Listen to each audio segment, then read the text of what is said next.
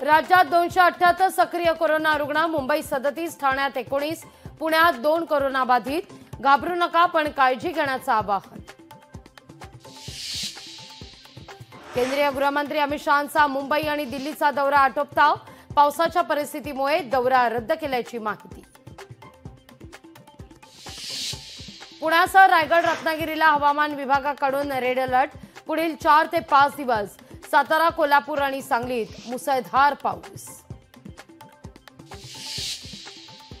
राज्य मंत्रिमंडळाची आज दुपारी 3 वाजता सह्याद्री अतिथीगृहावर बैठक, राज्यात मुसळधार पावसाने झालेल्या नुकसानीवर चर्चा होण्याची शक्यता। वैष्णवी हगवणे आत्महत्या प्रकरणी धक्कादायक माहिती समोर, मृत्यूच्या दिवशी सुद्धा वैष्णवीला मारहाण, वैष्णवीचा शवविच्छेदन अहवाल पोलिसांकडून कोर्टात दाखल। वैष्णवीच्या आत्महत्येप्रकरणी हगवणे पिता पुत्रांना मदत करणाऱ्यांवर कारवाई, लपण्यासाठी मदत करणाऱ्या 5 जणांना बावधन पोलिसांकडून अटक।